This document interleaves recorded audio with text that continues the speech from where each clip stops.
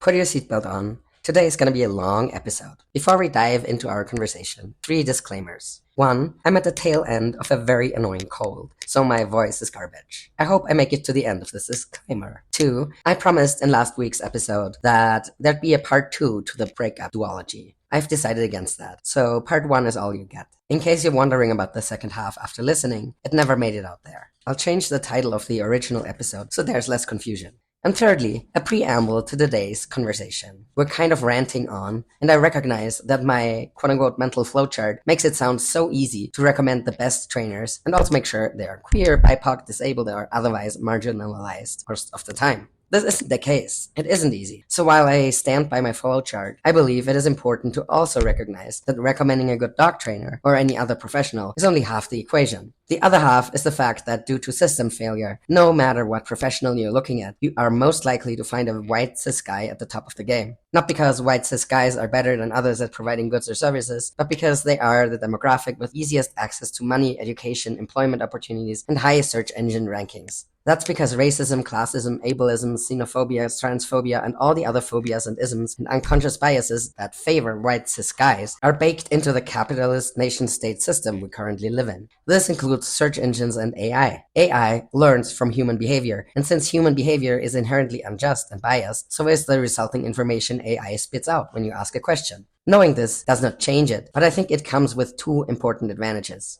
1, you are now aware that this is a thing, which allows you to specifically look for someone who is not a white cis male in your Google search for a dog trainer, vet, surgeon, or whatever. This will make sure that this person at least gets included in your decision-making matrix. And 2, knowing that we're facing a systems problem inspires us to look for systems solutions. For example, only 2.2% of US veterinarians are black. Why is that? Probably because vet school is expensive, and if you're black, you're less likely to have access to this level of education. And even if you do, unconscious biases may cause you to have to work harder than your white peers to even get in. Being aware of these kinds of numbers, we can specifically look for black vets and support their business, and we can also spread information about the systemic problem. Demand that our local university hire BIPOC staff, reach out to your governor or school administrative board, and demand DEI actions, independently of what the federal government does. Make DEI happen in your own small community or in your own hiring practices if you're in that position. DEI, which has been called Marxist equity, means you don't pretend everyone is a monkey and can therefore climb a tree. It is recognizing that everyone is an individual and that it is not fair for fish to be expected to climb trees, which we are currently doing. So my cause is to, on the one hand, make the best of the systems we are all trapped in, and on the other hand, also work on dismantling and changing the systems themselves to make the world a more just place for the next generation. End of preamble. Enjoy the conversation.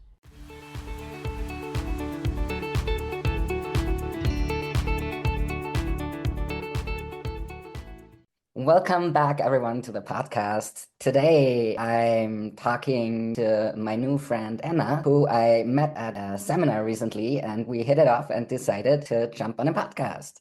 Anna is a dog trainer and also owner of a dog walking company based in New York City. Welcome to the podcast. Anna, please introduce yourself in any way you'd like. Your job, your dogs, your human or non-human companions in life, pronouns, anything you'd like to share. Thanks so much for having me on. This is so exciting. I've never done a podcast before, so it's very exciting for me. My name's Anna. I'm from New York, born and raised. I started walking dogs in high school and got super into it, branched into training after working in a bunch of shelters and kind of grew a little business through that. My personal dogs I have are all little garbage rescue dogs. I have Rizzo, who's sleeping next to me, and Tico, and R.I.P. Oscar. He passed away recently, but he was 17, so it's okay. So he lived a long life. And then I also have Gunther, a 12-year-old rabbit who's been with me since college. And he has interacted with more dogs and trained more dogs than most rabbits I think I've interacted with. So he's my right-hand man. But yeah, that's my spiel. Excellent. So we met at the dog training tour of Joel Silverman, Larry Crone, and Jay Jack in St. Louis, Missouri. Yeah, one thing that I wanted to talk with you about is Well, I feel like you read the room, right, when you're at an event, and you can tell, like, okay, these people are leaning this way politically, and these other people are leaning that way. And that's always interesting to me because sometimes you have a very homogenous crowd, and sometimes you don't. And I feel like there we didn't really have a homogenous crowd. It was kind of all over the place. Partially, I think, because the trainers who were running the seminar probably don't agree on everything politically. That draws in an interesting audience. To me, that was really interesting. Like, I did feel very welcome and I had a great time there. And I enjoyed talking with people who I probably wouldn't have met otherwise. How did you feel? I totally agree. I think it was refreshing to see and that was part of the reasons why I chose this seminar specifically, is because Larry and Jay are pretty similar in their styles, but Joel is a, mostly positive Hollywood dog trainer. He doesn't really do behavior mod. He's like trick training. And I think that brought a really cool group of people, like sweet little old ladies with their tiny little dogs and dresses who do rally and trick training, and like them with these like super intense like law enforcement German Shepherd people who are more aligned with Larry. So to get all those people in one room was really fascinating, and I think you don't really get that in many places. Like even Joel was telling about how he was going to go to the Clicker Expo, but then he ended up getting like his invite kind of rescinded because they wanted to keep it very like he uses slip collar. I forget what the thing was. He uses a choke chain maybe or something.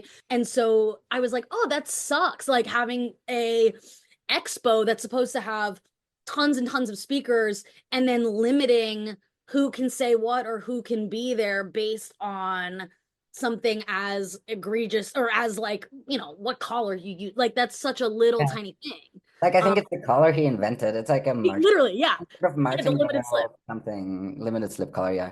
Yeah. And Um, so that was so weird to me. But then like I was like, oh, this is a cool place to have all these very different people in a room. And even if they might not agree, you can kind of take and pick what you do like and leave what you don't need. And like I thought that was super valuable. Totally, yeah. And also politically, even though Larry and Jay, I think, are really good friends and have very similar training techniques, Hmm. well, except from some key differences, I think politically they're not on the same. Agree.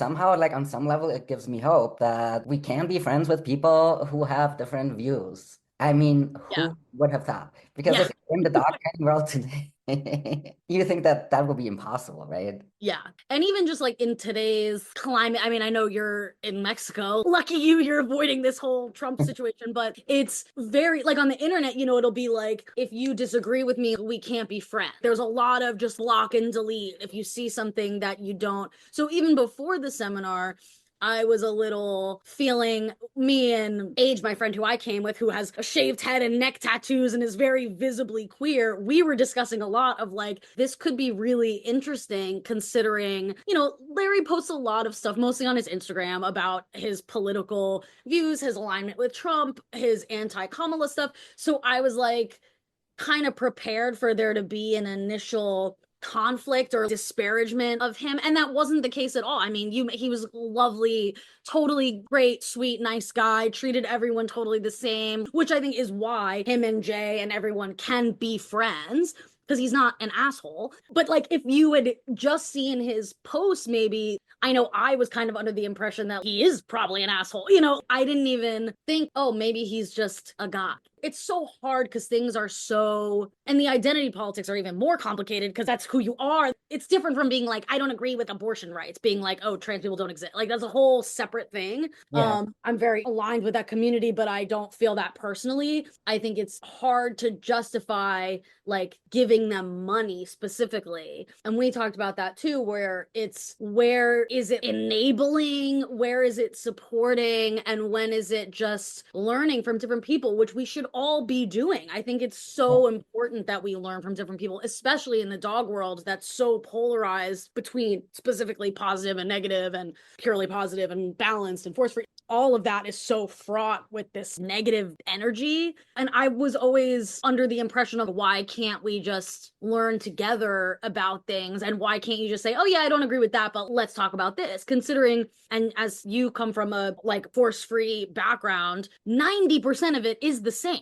using Exactly. Yeah. using play, reinforcement. We're all trying to help the dogs. There's this bell curve, and there's a very, very small amount of purely positive people who are really, really aggro towards the rest of the training community. There's a really, really tiny curve on the other end of compulsion asshole trainers who are terrible and mean to the dogs. And then the vast majority is just regular dog trainers who take the stuff they like, leave the stuff that doesn't matter to them, and we're all just trying to help the dogs and learn as much as we can in order to help them in the best way possible. Yeah, and I think there are many Like, different ways of reaching a goal. Uh, yes, there are great trainers in any camp and terrible trainers in any of the camps for too. sure. It's really about finding, as an owner or like a pet owner, it's about finding the trainer and the philosophy that work for you and your dog. 100%. And like you said it, the human element is so huge because it's like obviously the dogs play a role too, but there are some people. Even at the seminar, I spoke to a woman and she's like, I don't do the tough love. It makes me shut down personally. And I think as a trainer, I'm more leaning towards Larry, where I'm like, you can do it. Come on, like get your shit together. And I think some people need a way more gentle approach. And that doesn't mean that either party is wrong. It's just a difference in learning and how you absorb information and what you need. My old roommate, who's also a dog trainer who works for Catch Academy, I don't know if you know them at all, but they're also a pretty positive aligned dog training school. We always had these really interesting conversations. She has a lot of anxiety and she's very soft spoken. And so I would ask her and I'd be like, how do I get through to this client? Because I'm coming across as way too intense and I think I'm making them recede when I should be building them up. But just the way that I speak and the way that I interact is different. Yeah, yeah, So yeah. it's so cool to see different trainers approach in different ways. And I think we need all of them. We can't just have the So really people and we can't just have the really soft people. We need both. exactly, because the human part of the team, and Exactly. as a dog trainer, you see the dog a little bit, but the owner lives with that dog 24/7. Mhm. So they are the ones who have to implement whatever we are trying to get across. And so they need to learn from someone who they are able to relate to and learn from. Yes. I have a gentler style probably than you in that sense. And I often get clients who clearly need that. Yeah. Yeah. And then there are others who probably wouldn't even realize that I just gave them an instruction. Yes. Yes. Because it's like, oh, it's so sweet and soft. And they're like, we'll take it or leave it. And I'm like, you have to do this. Yeah. But it's great. It's like, I need people. And this was really frustrating with me specifically in New York was I wanted to have other trainers that I could refer to either if I was just like too busy or if I was like, I'm not really vibing with this person. I feel like someone else could get more results just out of you and build you up more. But a lot of the times I would reach this point with whatever, purely positive, whatever, and they would just block me or like, oh, we can't even have a conversation because I disagree so vehemently with your use of prong collars or your methods or whatever. And I just always thought that was so dumb, for lack of a better word, because I'm like, there's still so much to be gained. And I was like, I want to give you work. Like, there's people that I think would work better with you, and I'd love to refer you. But if you're saying that, oh, yeah, she's evil and hurts dogs, Yeah. then like, okay, so now I just have to find someone else. Like, it's a weird situation. It's a weird situation, and it's just really sad. Yeah. And also, going back to the political element, I feel like it is such a mirror image of the political climate in the US. Totally. It is so wild to me. You know how there's a gazillion books who are titled Everything I Ever Needed to Know About the World I Learned from X from kindergarten. And I feel like totally everything I ever needed to learn about politics I learned from dog training. Yeah. Oh, 100%. Even having clients who are different from you is its own thing also that we don't even really talk about. I find myself sometimes making references and then I'm like, was that an okay reference to make to this person? I don't know. We talked a little bit about, and you can cut this if you want, but like how we work with very like normal people and very like financially privileged, super wealthy people, and how that is a different, I try to think that I behave totally the same with both of them, but I definitely don't. And sometimes I'll make a joke or I'll be like, yeah, or something. And then I'll be like, oh, that was probably not a good joke to make because I don't really know this person's beliefs or thoughts, but it's just like, we're all human beings trying to Yeah. and network with whatever we can, you know? That's such a good point. That's also something that stood out to me in that seminar in particular. Both Larry and Jay, I found their jokes hilarious. Yeah, right. They're, They're totally coarse. they're very coarse. They're definitely politically incorrect. Yeah. But I personally, I can laugh about that stuff. I just find it amusing, right? Yeah. But also, I'm not a person who can make those jokes because I'm aware I know a bunch of people who would feel personally attacked by those kinds Yeah. of And I like threatened, and that's not nice. yeah, and so I'm not making these jokes, but I still enjoy them. Yeah. It's that in and of itself for me is really interesting. Or when I'm watching Dylan Jones Oh yeah, yeah. and he calls everyone a faggot. Oh, and a retard, and I'm always like, oh god, dude. Yeah, and I'm always like, that's not something I would ever say. No. His way of referring to, or like the death cult of the purely positive community or whatever, like I know what he means. Yes. And I know he means well and he loves the dog. Yeah. And he's Yeah. doing amazing work. I Yes. really love watching him work with dogs. Same. He is for sure one of the best young trainers who work with extremely aggressive dogs out there and has saved lots of lives. Mhm. And I would absolutely refer people to him. Yeah. If someone had that kind of dog, Mhm. there are few people I would feel comfortable referring a really, really dangerous dog to, for example, right? Totally. At the same time, I would never talk about people in that way. No. And even like sometimes I feel like I have to put a little disclaimer if I send someone his stuff. I have to just be like, try to see past the very coarse offensive language because he is just a guy. And like he's spoken about how his brother's gay. He's clearly just a nice person and doesn't actually hate any demographic. Oh, no, he doesn't. It's the same with Larry. Like, Yeah.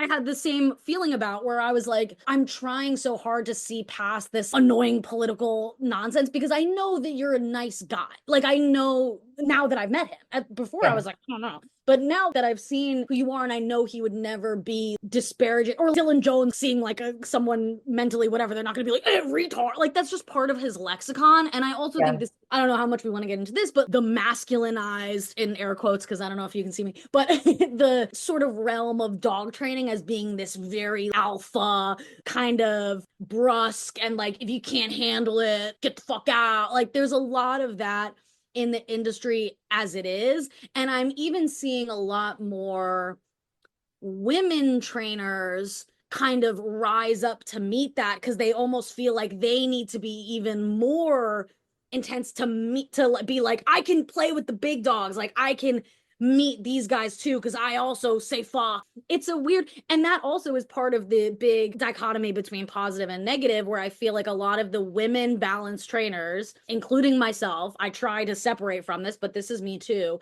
is I'm like, I really need to push against this being seen as this soft cookie pusher, whatever derogatory term, for being too emotional or too feminine almost in this weird way. So you have to push and be like, I do bite sports and like, yeah, I love the police or whatever, even though it's kind of bullshit. I don't know what my point is, but it's all very fascinating to me. It is super fascinating. What I also found super fascinating is that you came into that seminar knowing, we're not trying to pick on Larry, but he's just... No, but he's a good target. He's an excellent dog trainer, and he is very outspoken about his political views publicly. So I don't think he would mind, like, otherwise he wouldn't put it out there, right? So I have mostly followed him on YouTube, and there is no political stuff there. So, even Facebook, I think he's way more like professional. Like I think Instagram is where and he even made a joke where he's like, yeah, my wife always tells me to stop posting shit like this. And I'm like, yeah, your wife is right. But he's just a guy on his Facebook. And like Dylan, same, it's like this, your private. Like it's his Facebook. Yeah. It's like in my house, whatever poster I put on my wall, that's up to me, right? Yeah. I'm not putting that poster up in your house. Right. Everyone can use their Facebook for whatever they want. But I wasn't aware of how far potentially right-wing Larry was until actually you pointed this out to me, and I'm like, oh, interesting. And then I went on his Facebook because I also follow him on Facebook, but the Facebook algorithm only ever shows me dog training stuff from Larry. Yeah. It never showed me anything until I started actively looking and reading these posts. And now it shows me other things too. Facebook is weird. The interesting thing is that I don't know if I had known that before the seminar, if I would have gone, because I want to support businesses that are run by marginalized groups or at least by allies, et cetera, et cetera, et cetera. So I might not have gone, and I'm glad that I didn't know that before because I went, and I'm so glad that I went. That is so interesting to me as I'm observing myself. There's this confirmation bias and this picture that we have in our heads of, oh yeah, like these people are aligned with me, those are my people. Even if we're aware of these biases that every human being has, it's still kind of inescapable. Yeah. You see the tip of an iceberg of something and you automatically make all these assumptions about a person. But seeing Larry in person and already knowing that he was a good dog trainer and seeing that confirmed in person, and he's clearly an intelligent person. He is open-minded to work with people who train differently. And also on his YouTube stuff, he very often points out that, oh, I'm not the best dog trainer in the world. This is what has worked for me. There is a humbleness that I respect that I think some people are completely missing. Especially in this industry, for sure. There's a lot of, I'm the best at this, and you can't even dispute that. Jay and Larry both had that same thing that I also found really interesting, just like, especially as two men who are some of the top people in the industry, having them be like, yeah, we're not the fucking best. We're learning every day too. That was really great to hear. And I think both of them also give away free stuff all the time. If someone needs to work or has an issue and wants to work with them, and they are able to within reason, they're super generous people. Yeah. I found that really lovely. And for example, Larry, I've been reading now his political posts too, out of interest. While in the past, I would not have read the posts. Yeah. I wouldn't have. Just get rid of it, get it out. I would have thought, I don't want to see this. I'm not interested in this. And I know this is an intelligent person. I'm curious, where is he coming from? Because I think where we end up in the end, we always feel like it's quote unquote choices we make, but I think a lot of it is our own lived experience. Totally. And that leads us to seeing certain things a certain way. For example, Larry, I think, used to work for the FBI. So he, of course, his experiential background is very different from mine. In one of his political posts, he said something along the lines of, he used to work for the government and he can confirm that there are so many people getting paid by the government for doing nothing. That's totally fair. I would not know that because I have never worked for any kind of government. Exactly. And I think it's also like is worth mentioning that we are much younger than them, which I always kept in the back of my mind. And this is also just like imposter syndrome of I've only been doing this for 15 years. Like, how could I possibly know anything? Which I think is bad. But having an awareness of we're still in this younger crowd where like these men in their late 50s, they have families. It's a different world that they grew up in than we grew up in. It's not even remotely the same. That I always try to keep in the back of my head, even as half of my brain is like, just because he's an old man doesn't mean he knows better. But I'm like, kind of, he's trained more dogs, just more years, more hands on more animals, more time on this earth. It remains part of it. Especially because now I see a lot of really young trainers who are, some of them are awesome and doing really cool stuff. And some of them I feel like are building a huge internet following without having these basic core understanding of what the job is, because they're like, oh, I'll build the following first and then I'll get into entanglements with people on Instagram or whatever. You know, they're like, well, I've titled my dog. And I'm like, what about the rest of the dogs that you train? And where in my opinion, I'm like, you need to have hands on hundreds personally, I think, to really be able to make a statement. Training a couple dogs is awesome and great, but to really, because dogs are so different across the board and you really need to see a lot of them to understand. And there are all kinds of certification classes that are purely online. You never get to touch a dog. You'd never get to touch a dog. The letters behind your name, really, they mean nothing. 100,000%. And a lot of it is like, oh, you paid a membership fee. That also is really fascinating to me, where it's like, and I'm like what does that doesn't mean anything? And I recently got into a tiny thing with this is my biggest problem, clearly, is getting into little internet skirmishes, but someone posted a whole thing about how to find a dog trainer and like red flags when finding a dog trainer. I wanted to like it so bad. And then as I'm reading it, I'm like, all the red flags were like, uses the word relationship based, uses the word Lima, doesn't have any certifications or qualifications. And I was like, that's such a, and then I go to this person who made the post and there's not a single video of them working with dogs. They have 15,000 followers. There's not a single testimonials page, not a single here are my results. It's all awesomely beautiful. Canva looks really good, looks really professional, really legit. I was on that person's page for so long, I could not find any video of them working a dog. And that was insane to me. I'm like, we're taking all this advice from someone who we don't know. I mean, maybe she's worked 1,000 dogs, but there's no evidence of that anywhere on her public page. And I was like, this is great. And then I was like, I have to disengage from this because it's going to make me insane. Yes. It's a whole other conversation, but the whole how like now internet is a big part of dog training and marketing, where I think back in the day it was either word of mouth or I don't know, like I guess you'd ask your vet maybe. Like I honestly have no idea. I mean, But I yeah. still think I'll always try and go the word of mouth route. Oh, for sure. People are like, do you want ads? I'm like, I don't want to do ads. I want people who have talked to another human being who's worked with me, and that's how they know. Yeah. I feel like that means networking and actually training dogs. Yes. That the person who you helped will tell their friend who's looking for a dog trainer that you helped them. Yes, exactly. Yeah. Versus, oh, I have the whole freaking alphabet after my name and I've taken a lot of tests. Yeah. Which is valuable. I think it is important to know our shit too. Definitely. And be able to explain it and know the science, but it's not everything. No, it's not everything. And if you want to take the test and have the alphabet soup after your name, that's fine. But it is not, I feel like that's an add-on. That's not what it is about. And even like after listening to your podcast about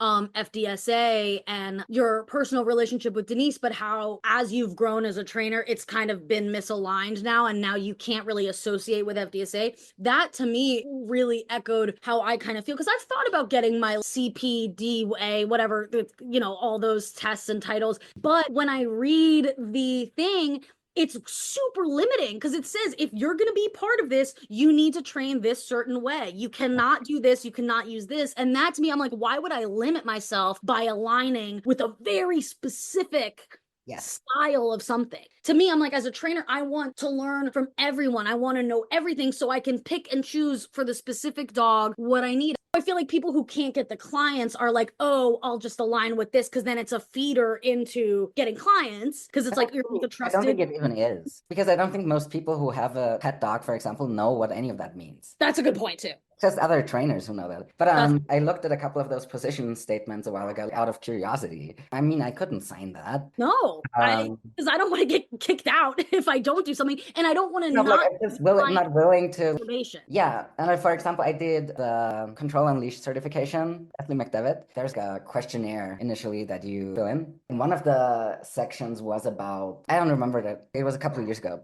I don't know if it was like, would you ever use tools, or like, how would you, or is there anything you would never do, or I don't know. Aversive trap question. I thought, is that an aversive trap question? I don't know. And then I asked Leslie, what is that question about? Because I cannot sign or say that I will never use XYZ, because I don't know. I know what I'm doing right now, but in a year, I'll probably do something different, because I'll have learned new things. And Leslie was like, yeah, no, that's totally fine. I'm just curious who the people are who are taking this class. Yeah. And I'm like, okay, great. Because I wanted that feedback from Leslie directly. I wanted to go deeper there. Yeah. And it was good, because I didn't have to, I wouldn't have done it if I had to sign some declaration that I will never, ever in my life. I'm not signing my soul away. It's like, no. And paying for it. And that's cool too. And that's why I really am leaning more towards getting more certifications like that, where it's just bonus information, but I'm not locked into something, or going to these seminars. I can pick and choose what I want. We talked about maybe the IACP conference or one of those, something like that, where you can listen to a lot of speakers. That to me is so much more valuable than aligning myself with one brand of thing, and I take a test and then I'm stuck with that. But I forget what my train of thought was, but yeah. It's like this echo chamber, right? It's so easy to end up in the echo chamber and only hear what you already know. Every time you hear it, it's probably getting reinforced in your mind. For example, when I learn about something new that I didn't know before, and then I talk with a colleague who lives in the echo chamber, and I just listen because they tell me something, I realize they have a very specific opinion about something. Yeah. And that is not how, for example, this tool gets used by anyone who knows what they're doing. Exactly. They have never actually held that tool in their hands. They have never actually seen someone who knows what they're doing use it. Yeah. And they get their information from someone in their echo chamber, or someone who's a big voice in their own echo chamber. And that person has used the worst of the worst of the worst as an example. Yeah. The worst of the worst of the worst exists, but those are outliers. That's not the average trainer. Totally. Yeah, again, I was just thinking, it sounds like I'm just shitting on the positive only stuff. They're not the only ones at fault. Specifically, Ivan Balbanov, another incredible trainer who I respect a ton. I've paid a lot of money to buy some of his videos to learn from him, but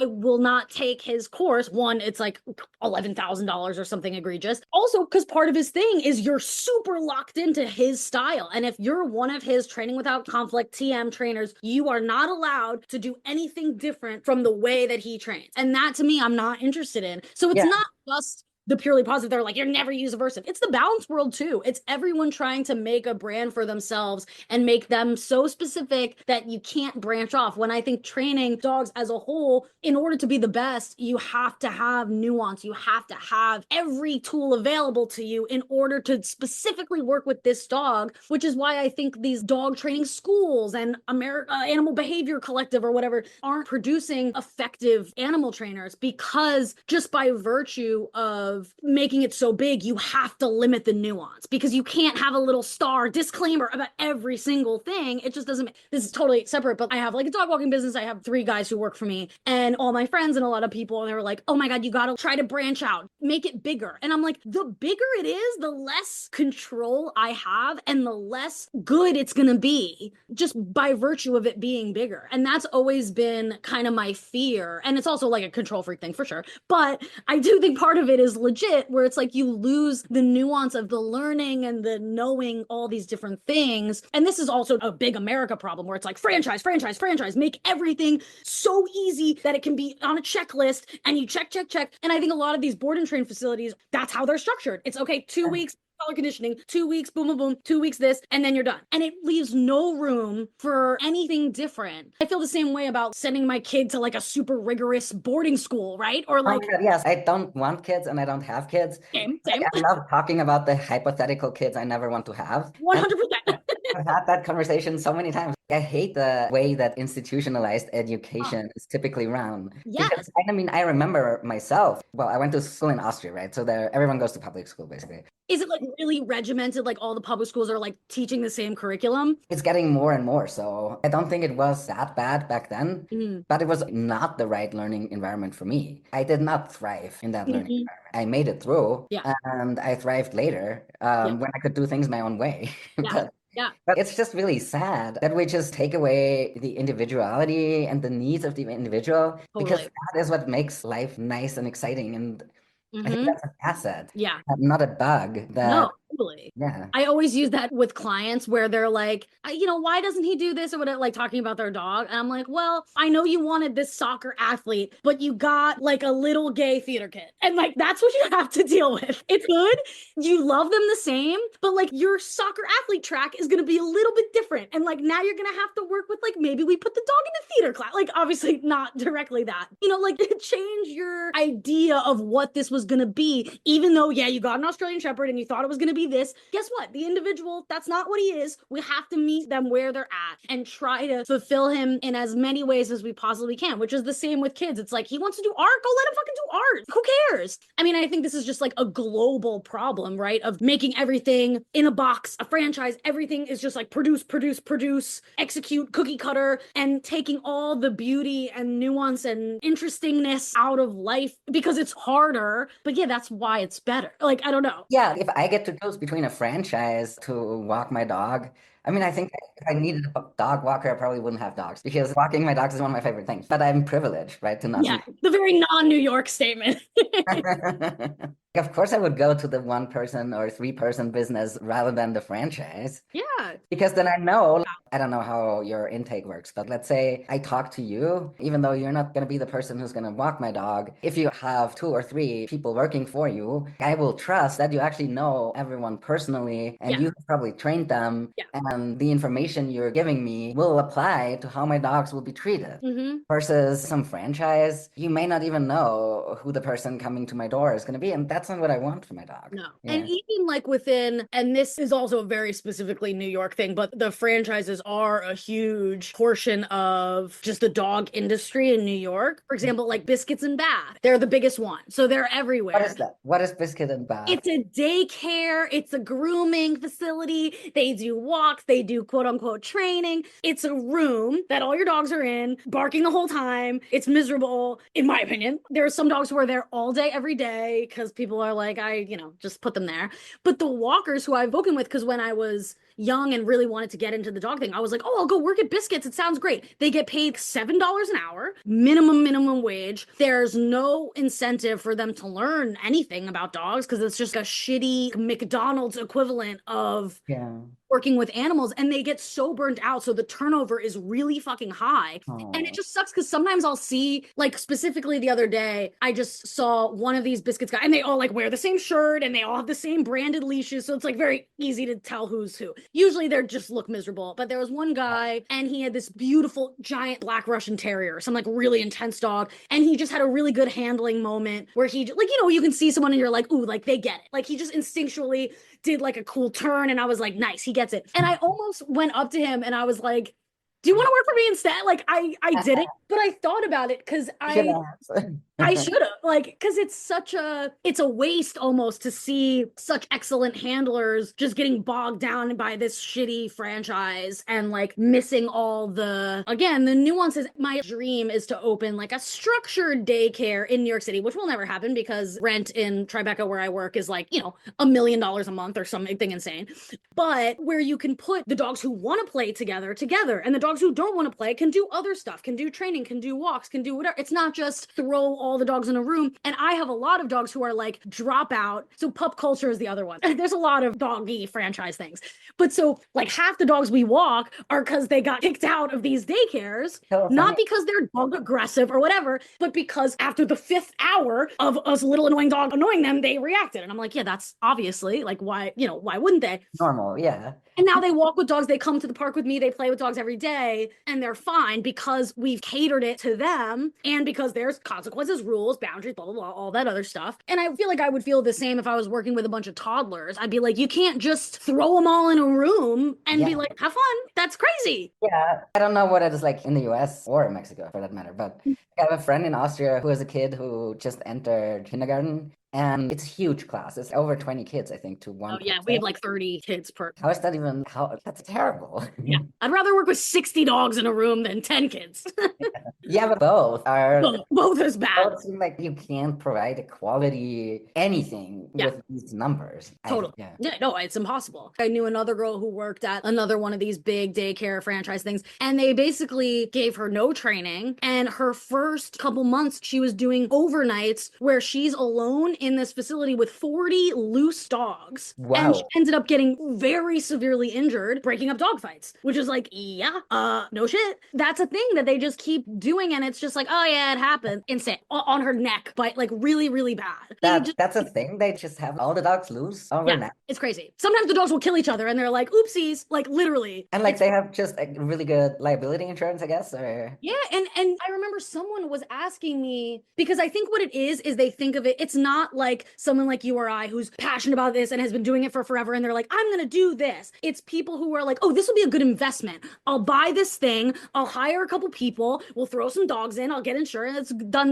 So they don't understand the complexities and the logistical liabilities that come with that. And then they just hire these young people who are like, I love dogs, and then they get fucking bit. Oh my God, that's terrible. It's terrible. It's so bad. And so I've become such a jaded asshole because I've been bombarded with this forever. Wow. And so I'm just like, no one will give me $1 million to open up my own daycare, but that's a separate issue. I mean, if I had $1 million, you could have it to open your own. Yeah, I know. I'm like, lottery. Because I do think there's a way to do it. And there's some people, even like people I met at the seminar who now I follow, granted they're in fucking North Carolina and California and places where it's more legit, but I'm like, this is the dream. Like they have like outdoor space, they have a bunch of like placemats, they have crates, they have a room that's like play area, but it's so managed and structured well. And I'm like, there's no reason that this can't exist in the city. It's just the amount of knowledge and money it would take to do it well scale is not worth it for the people who are doing, I think. Yeah, that makes sense to me. You would need a big investor to get started. Yeah. And And then you when you would get an probably, investor, then you forgo the control part because people were like, oh, get an investor. And I was like, yeah, but then I'm going to have to do what they want to do.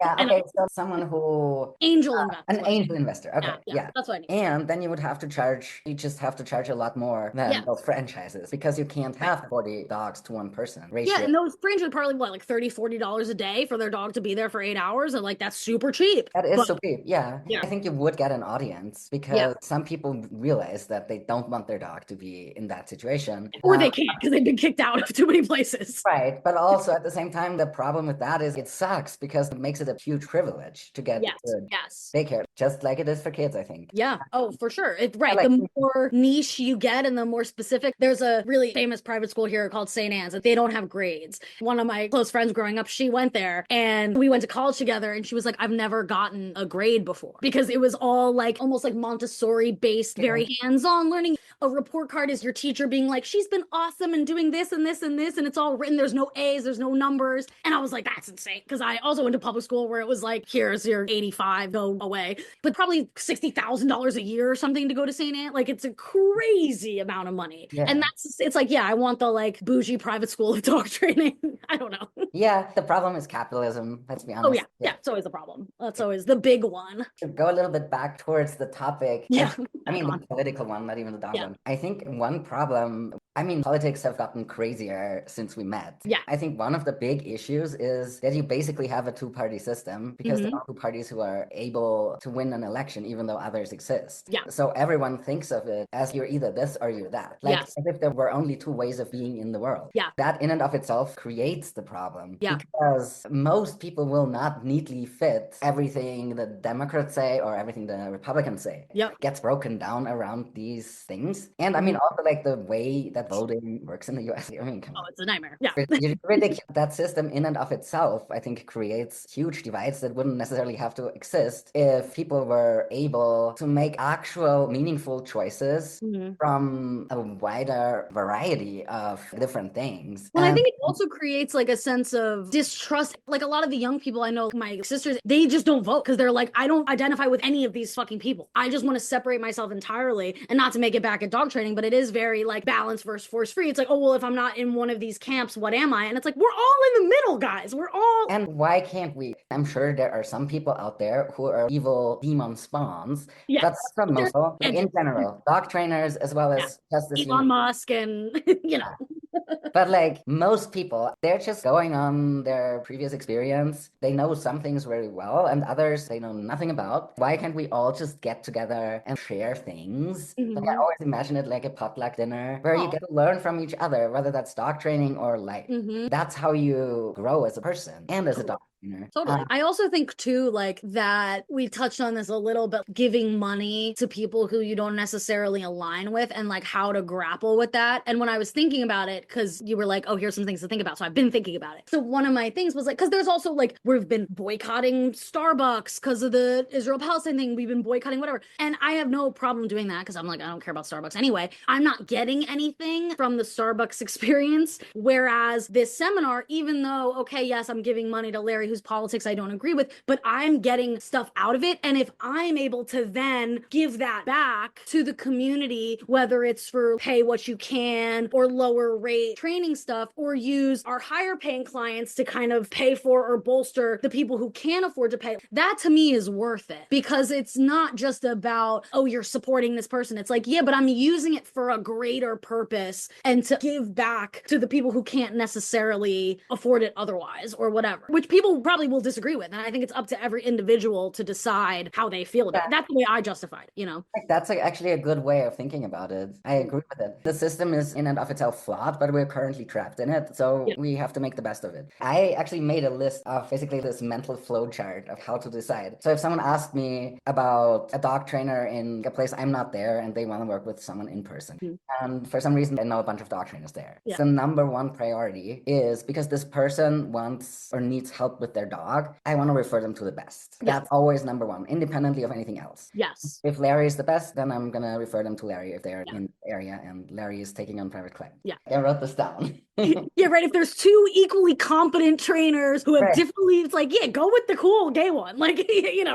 Exactly. I'm trying to decipher what I wrote. Yeah. Terrible handwriting. If there are two equally good ones and they're in the same demographic, but one is an outspoken ally for Black Lives Matter and the other one is just not, they're like, well, politics is not for me. I'm gonna send them to the ally. Yeah. If they're two equally good ones and one is a member of a disenfranchised group, the other one is not, I'll send them to the minority group member. If they're two equally good ones and one is my friend and the other one is not, and both are white cis guys, well, I'll send you to my friend, right? Yeah. But if they're equally good and one is my friend and is a white cis guy and the other one is a black woman, well, I will send you to the black woman because that trumps my friendship with the white cis guy who probably has enough clients anyway. This is new how to find a dog trainer of that post that I hated. It's just, we just print your flow chart. Yes. You know them? Are they black? Are they queer? Yes, pick. And the other thing is, like, if they're not equally good, if I know that one of them is better, I will send you to the best one, even if And I I do think that's critical because a lot of people ignore that piece. You know, they're automatically going to go to the marginalized person, even if they're not as good. And I do think we need to send the person to who's going to help them the best, and then all this other shit underneath. I think that's huge, and a lot of people don't do that. Yeah, the reason that I would do that is you are asking me about who you should go to in order to get the best help for your dog. Yeah, this is a professional question. Yeah, it's not about, I can't think of an example right now, but there are, of course, circumstances where this doesn't matter. Yeah. When it's about, I don't know, surgery or dog training, of course, I want you to get the best possible outcome for yourself and the dog.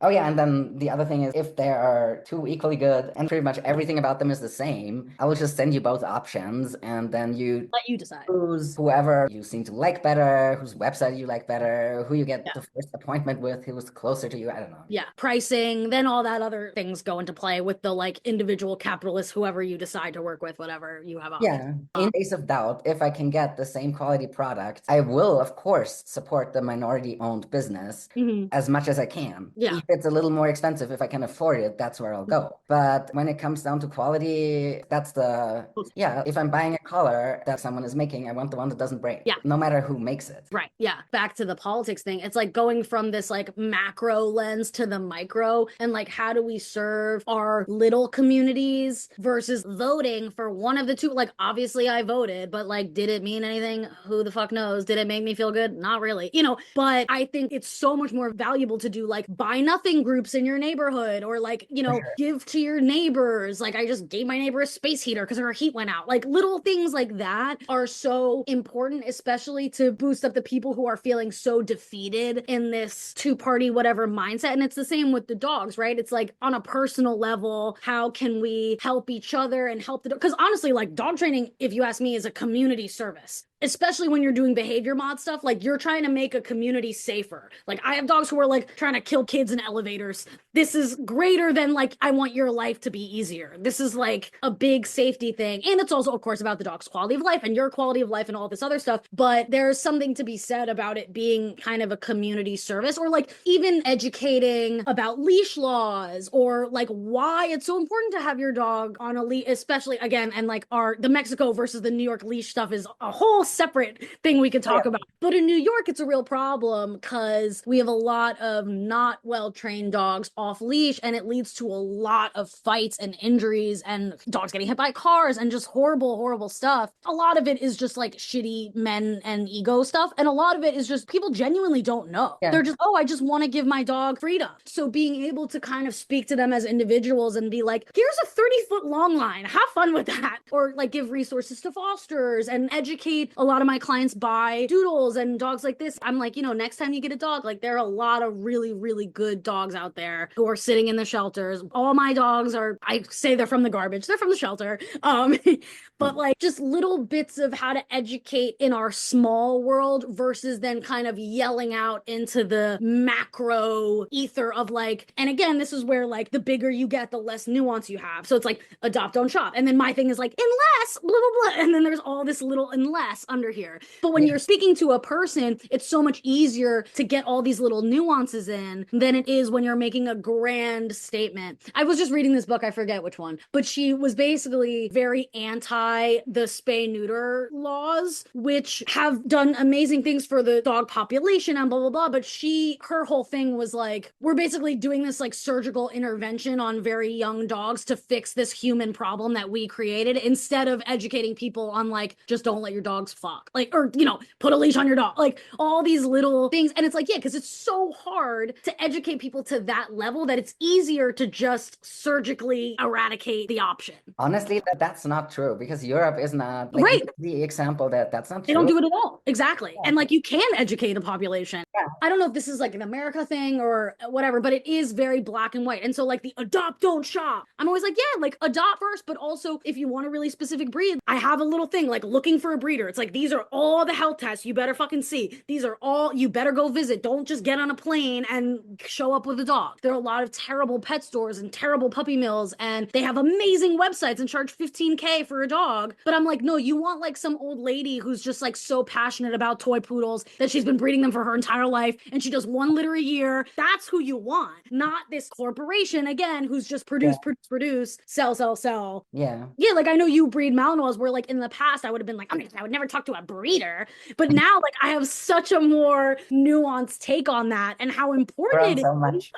Literally, like I have, such a wider, and that's just part of like growing up and learning from different people and all that stuff. But also like just seeing the difference between like a well-bred, healthy animal and like these poor dogs who don't even have a chance at surviving because they're just made in a factory.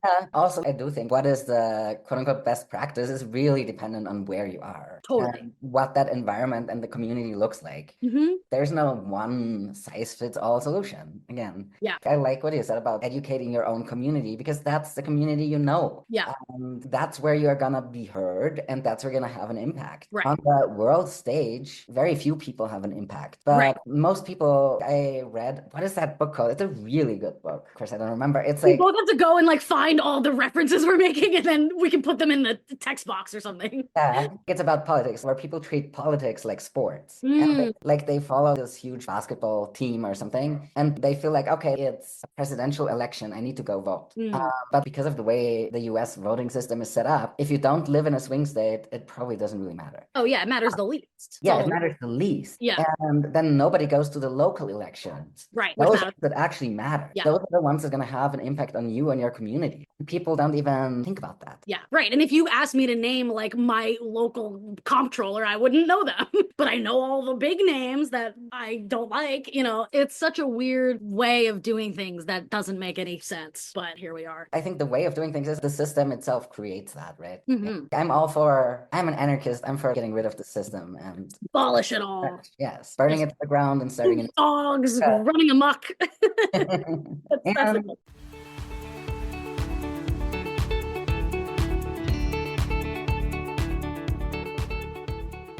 Before we wrap this up, I don't want to make excuses for people who hold certain opinions that I just personally think are harmful to members of my community, for example. Yeah. Apart from all the things, and apart from all the we should all have conversations, etc. And apart from, yes, I appreciate the fact that I can now engage with Larry's posts, for example, that are political, and try to understand where he's coming from, rather than just being like, no, thank you. Shutting him out. I don't want to be like the person from one camp in the dog training world who's like, oh, you're from this other camp, I don't even want to talk to you. Like, you're clear evil or whatever. The same goes for politics. Totally. But at the same time, I want to give people the benefit of the doubt. I want to be aware that there are many things that I don't know. For example, I haven't worked for any federal government. I am not an expert on these things, and Larry probably is a lot more of an expert on that. Then there are other things like the queer community and stuff like that, and how that impacts people on a personal level. I may know that, and he may not know that. Yeah. And it's not about making excuses for people, but also not judging them prematurely. Yeah, I think there's a difference between making excuses and providing grace. Yeah. I'm going to gracefully give you the benefit of the doubt that you're trying your best to be a good person, and you're coming from your own history and your own space and making an informed opinion and blah, blah, blah, blah, blah, rather than immediately shutting it off. Yeah, that's well said, yes. Larry definitely, I do think, is that kind of person. He's Totally. trying to do the best and is, I think, a pillar of his community and has definitely helped people who wouldn't be able to afford stuff otherwise. Yeah. Even if there are other things we don't agree with, I feel like that does deserve recognition. And Totally. And like also it does, we met him and we spoke to him.